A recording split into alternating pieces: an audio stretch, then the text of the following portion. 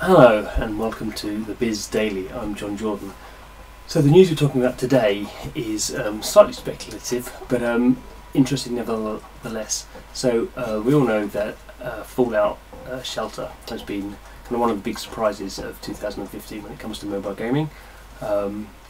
And while kind of Bethesda, the publisher, has been fairly kind of tight-lipped really about the game, you kind of get the impression that its success has been as much a surprise to them as it has been to the rest of us. That doesn't mean that lots of other companies in the industry have been speculating about various aspects of the game's success. Certainly on PocketGamer.biz we've been writing articles talking to our mavens about kind of what their views on it are, whether the monetization is right, whether it's a blueprint for other publishers to make successful games, and equally kind of having a think about how its success has happened around the world, what its position's been in the top grossing charts.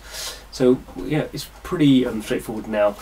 Once you know the chart position in various kind of countries, that the charts have been kind of stable for a number of years now. So you can kind of extrapolate if you were number one on the US iPhone chart, top grossing game for a day, you can kind of get an idea what revenue that would be. So one of the companies that kind of predicts or uses this kind of data to kind of actually sells them sells this data to kind of interesting companies is Superdata.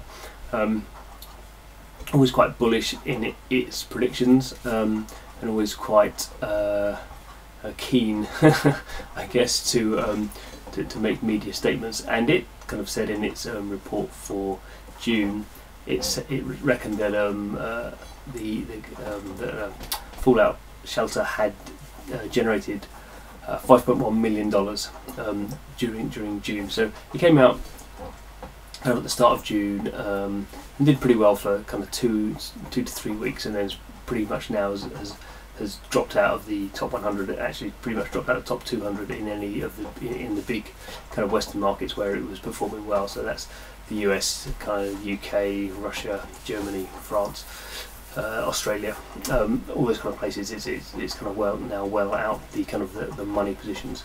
So that's kind of I guess depending on your point of view, and again often these kind of numbers kind of don't really have their own context. So it's very much on the kind of the eye of the beholder. So kind of we could say maybe Fallout Shelter has generated kind of maybe $6 or $7 million probably in its lifetime. And to some people that's a lot of money. Clearly, compared to the development cost of the game, probably under $500,000. Then it's done like 10 times not recoup really, but it's done 10 times better than its development cost. And there's not really been any marketing that anyone's seen really. Maybe a bit of Facebook user acquisition stuff's been going on, but basically it's a massively profitable project for Bethesda. But kind of the other view is that considering the amount of kind of press it's got, the amount of hype, the amount of people who've been playing it, and the kind of positions it got in terms of top grossing, so it got to number 1, it got to number 2, number 3 in the UK and US top grossing, which is very hard to break into. But because of the way the game was designed, it doesn't have any multiplayer. It doesn't really have. It's not a real game as a service that you can kind of come to the end of it. Once you get to 200 people in your vault, that's basically the game ends, effectively. And there's no kind of interaction. There's not been any really significant updates. There's been an update, but nothing that's really kind of broken out the gameplay to another level. So it's kind of quite a capped experience, and that kind of means that actually, when you think about it, maybe $5, $6, $7 million.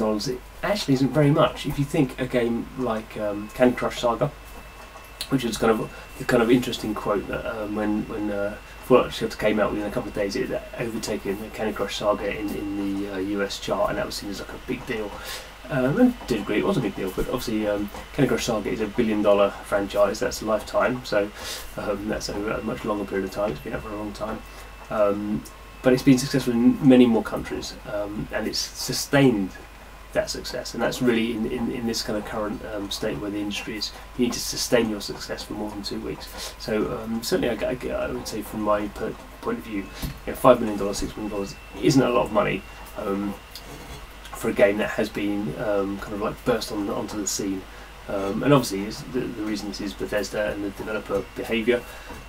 Didn't really expect the game to be as successful, otherwise they would have spent a bit more time and had these kind of updates and at least had some sort of kind of multiplayer or some social kind of interaction that would kind of continue retention. So I guess that's just kind of like a warning. I mean, everyone would be very happy with that success, or most companies would be very happy with that success. But equally, you know, there are a few simple things that they could have thought about to just sustain that success a bit more, instead of having 2 weeks at the top grossing charts, maybe 2 months, and suddenly then you're getting into like kind of $20 million, and that for any company that starts to get kind of be significant. So anyway, that's the news today. Come back tomorrow and we'll see what's been happening then. See you then.